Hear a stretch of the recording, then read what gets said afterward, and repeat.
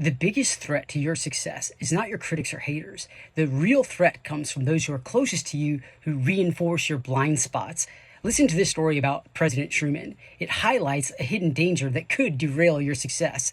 In 1945, soon after Harry Truman was sworn in as President of the United States, following the sudden death of FDR, his good friend and ally, Speaker of the House, Sam Rayburn, gave Truman a priceless piece of advice. "Harry," he said, "this will be the last time I will address you in such an informal manner, calling you by your first name. From here on out, I will address you as Mr. President, because that's the way I think our relationship ought to be. But I just have one other thing I want to say to you. While you're President of the United States, you're going to have staff around you that is going to tell you day in and day out that you are the smartest man in the world.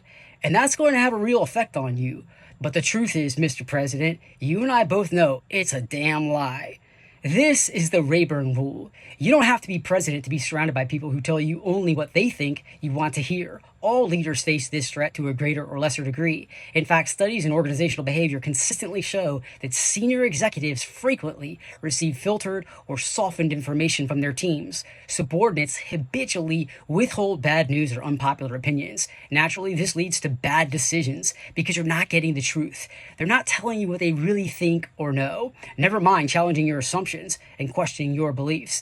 And the higher you rise, the bigger the problem it becomes. You cannot trust people who always agree with you or tell you what you want to hear any more than you can trust those who always disagree, because trust is not about agreement. It's about being honest, forthright, and frank. Effective leaders surround themselves with people who speak up and say what they think, even if it hurts. Your job as a leader is to encourage that candor. In public, it's often critical to project a unified front, but in private, coach your team to give you the unvarnished truth. In the short run, it may be uncomfortable, but in the long run, facing hard realities will help you to rise to the top. Follow to learn more about the power of strategy to make your dream a reality.